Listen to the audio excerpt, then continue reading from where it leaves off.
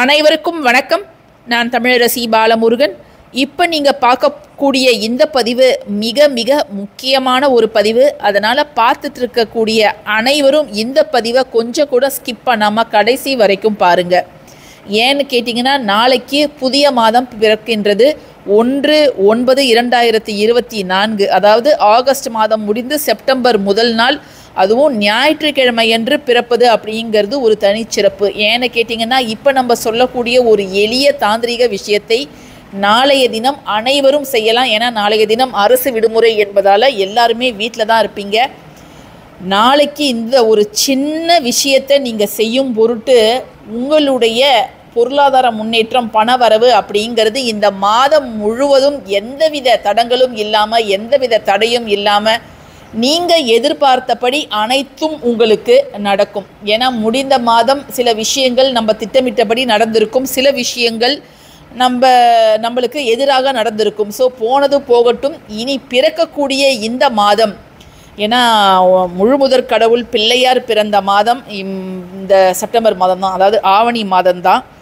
இந்த மாதத்தில் நம்மளுக்கு எந்தவித பணக்குறையும் தட்டுப்பாடும் எதுவுமே வரக்கூடாது. நம்ம கையில் இந்த மாதம் முழுவதும் பணம் புழங்கணும். நம்ம வாங்கின கடனை கூட நம்ம திருப்பி அடைக்கக்கூடிய ஒரு சூழல் உருவாகணும். அப்படிங்கிறதுக்காக மாதத்தோட முதல் நாளே ஒரு சக்தி வாய்ந்த ஒரு வேண்டுகோளை, ஒரு கோரிக்கையை இந்த பிரபஞ்சத்துக்கிட்ட வைக்க போகிறோம். நிச்சயமாக பிரபஞ்சம் நிறைவேற்றி தான் தரும். நான் ஒவ்வொரு பதிவும் பிரபஞ்சம் சம்மந்தப்பட்ட பதிவுகளில் சொல்லிக்கிட்டே இருக்கிறது என்னென்னா, நம்ம என்ன கேட்டாலும் பிரபஞ்சம் அதை அள்ளி கொடுக்க தயாராக இருக்கிறது. ஆனால் நாம் தான் ஒரு தனிப்பட்ட நேரத்தை ஒதுக்கி அதுக்கிட்ட எந்த கோரிக்கையும் வைக்கிறது கிடையாது. நாளைக்கு 1ஆம் தேதி, 1 அப்படிங்கிறது ரொம்ப ரொம்ப சக்தி வாய்ந்த ஒரு எண்.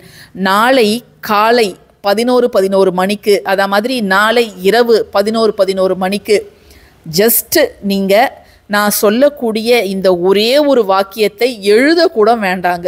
இதை விட ரொம்ப சிம்பிளாக என்ன செய்ய முடியும்? 11:11 மணிக்கு நீங்கள் ஜஸ்ட்டு உங்கள் மொபைல்லையோ எங்கேயாவது ரிமைண்டர் மட்டும் செட் பண்ணிவிடுங்க.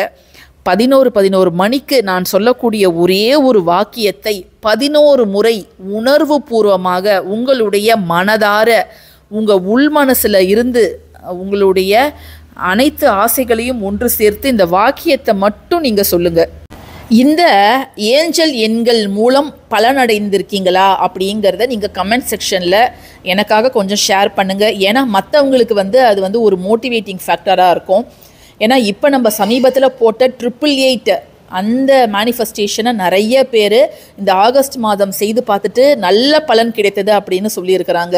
ஸோ எப்பெல்லாம் இதை மாதிரியான வாய்ப்புகள் வருதோ அதை நம்ம தவறாமல் பயன்படுத்திக்கணும். அப்படிங்கிறதுக்காக தான் அதற்கு முந்தைய தினமே நான் உங்களுக்கு இந்த மாதிரி செஞ்சு பாருங்க அப்படின்றேன். கொஞ்சோண்டு நேரம் செலவழித்தா போதும். இதற்கு காசு பணம் எதுவுமே அதிகமாக நீங்கள் செலவழிக்க வேணாம். இப்போ இதுக்கு நீங்கள் பேப்பர் பேனா கூட எடுக்க வேணாம். ஜஸ்ட்டு நீங்கள் உங்களுடைய அடிமனதிலிருந்து இந்த ஒரு முக்கியமான வரியை 11 முறை நாளை காலை 11:11 மணிக்கு, தவற விட்டவர்கள் இரவு 11:11 மணிக்கு, அல்லது 2 வேளையும் செய்கிறவங்களும் தாராளமாக செய்யலாம். இந்த 1 அப்படிங்கிற நம்பர் எதெல்லாம் குறிக்குது அப்படின்னு கேட்டிங்கன்னா, லீடர்ஷிப்பை, ஸ்பிரிச்சுவாலிட்டியை குறிக்குது. அதே மாதிரி உங்களுடைய கனவு மிக சீக்கிரம் நிறைவேற போகிறது அப்படிங்கிறத அது குறிக்கும். உங்களுக்காக உங்களை ஊக்கப்படுத்தவும் உங்களுக்கு சப்போர்ட் பண்ணவும் இந்த பிரபஞ்சம் ரெடியாக இருக்குது. அதனால் நீங்கள் யாருக்காகவும் தயங்க வேண்டாம். உங்களுடைய வழியில் நீங்கள் முன்னோக்கி போயிட்டே இருங்க அப்படிங்கிறத உங்ககிட்ட சொல்வது தான் இந்த 1111 அப்படிங்கிற இந்த எண்கள். ஏன்னா நிறைய பேர் ஏஞ்சல் எண்களை பார்த்தாங்கன்னா இது ஏன் நமக்கு அடிக்கடி தெரியுது அப்படின்னு யோசிப்பாங்க. சில பேர் அதை ஒரு பெரிய விஷயமாகவே எடுத்துக்க மாட்டாங்க. அது எத்தனை முறை அவங்க கண்ணுக்கு முன்பு வந்தாலும் அதை ஒரு பெரிய விஷயமா எடுத்துக்க மாட்டாங்க. சரி, இப்போ நாளை நம்ம உச்சரிக்க வேண்டிய அந்த சக்தி வாய்ந்த ஒரு வரி என்ன அப்படிங்கிறதையும் இப்போ நம்ம பார்த்துடலாம். நீங்கள் நாளைக்கு தவறாமல் இந்த பதிவை நீங்கள் பார்த்துட்டு இருக்கிறீங்கன்னா உடனே உங்கள் தெரிஞ்ச குரூப் எல்லாருக்கும் இதை ஷேர் பண்ணுங்கள். அவங்க எத்தனை பேர் பயனடைகிறாங்களோ அந்த புண்ணியம் உங்களுக்கு தான் சேரும். அதனால் தவற விட்டுடாதீங்க. இப்போ வாங்க அந்த ஒரே ஒரு சக்தி வாய்ந்த வரி என்ன அப்படிங்கிறத பார்க்கலாம். நீங்கள் சொல்ல வேண்டிய மிக மிக சக்தி வாய்ந்த ஒரு வரி என்ன அப்படின்னு பார்த்தீங்கன்னா, I am a money magnet. நான் பணத்தை ஈர்க்கும் ஒரு காந்தம். காந்தத்தை போல் நான் பணத்தை ஈர்க்கிறேன் அப்படிங்கிறத தான் I am a money magnet அப்படின்னு சொல்கிறோம். இப்போ வியாபாரத்தில் ஒருத்தவர் சிறந்து விளங்கினார்னா அவரை பிஸ்னஸ் மேக்னட் அப்படின்னு சொல்லுவோம். அதே போல் பணத்தை ஈர்க்கக்கூடிய ஒரு நபராக நான் மாற வேண்டும். எந்த சூழ்நிலையிலும் நான் எப்படி இருந்தாலும் நான் பணத்தை ஈர்க்கணும், என்னிடம் பணம் வர வேண்டும் அப்படிங்கிறத நீங்கள் இந்த பிரபஞ்சத்துக்கிட்ட ஒரு சக்தி வாய்ந்த நேரத்தில் இதை நீங்கள் கோரிக்கையாக வைக்கிறீங்க. ஆனால் இந்த 11 முறை நீங்கள் சொல்லும் பொழுதும் எந்தவித தொந்தரவும் இல்லாமல், ஃபோன் அடிக்கிறதெல்லாம் உங்கள் காதில் விழாமல், எந்தவித சத்தமும் உங்களை தொந்தரவு செய்யாத மாதிரி ஒரு தனிப்பட்ட இடத்துல போய் அமர்ந்து நீங்கள் இதை சொல்லலாம். வீட்டில் இருக்கக்கூடிய ஒவ்வொரு நபருமே சொல்லலாம். இந்த ஒரு கோரிக்கை மட்டும்தான் சொல்லணுமா? நாங்கள் மற்ற எங்களுக்கு நிறைய வேறு பிரச்சனைகள் இருக்குது, நான் அதற்கு சொல்லலாமா? உறவுகள் சம்மந்தப்பட்டு, வேலை சம்மந்தப்பட்டு, திருமணம், குழந்தை, வருமானம் சம்மந்தப்பட்டு நிறைய பிரச்சனைகள் இருக்குது, நான் அதுக்காக சொல்லலாமான்னு கேட்டிங்கன்னா நீங்கள் தாராளமாக சொல்லலாம். ஆனால் பிரதானமானதாக இருக்கக்கூடிய பிரச்சனை இந்த காலகட்டத்தில் பணப்பிரச்சனை. அதனால தான் நான் பணத்தை முன்னிறுத்தி I am a money magnet அப்படிங்கிறத நீங்கள் நாளை அவசியம் உச்சரிங்க. இது நிறைய பேர் என்ன யோசிப்பீங்கன்னா, இது நாளைக்கு மட்டும்தான் உச்சரிக்கணுமா, இல்லை தினம்தோறுமே ஏதாவது ஒரு ஏஞ்சல் எண்கள் அந்த நம்பர் அந்த கிளாக்கில் நாங்கள் பார்க்கும்பொழுது நம்ம உச்சரிக்கலாமா அப்படின்னு கேட்டிங்கன்னா, நீங்கள் தினம்தோறுமே நீங்கள் உச்சரிக்கலாம். எப்பொழுதெல்லாம் நீங்கள் அந்த ரிப்பிட்டேட்டிவ் நம்பர்ஸை உங்கள் கை கடிகாரத்துலேயோ அல்லது மொபைல் ஃபோன்லேயோ அல்லது டிஜிட்டல் கிளாக்லேயோ பார்க்குறீங்களோ அந்த நேரத்தில் உங்கள் மனசில் இருக்கக்கூடிய கோரிக்கையை நீங்கள் பிரபஞ்சத்துக்கிட்ட தாராளமாக வைக்கலாம்.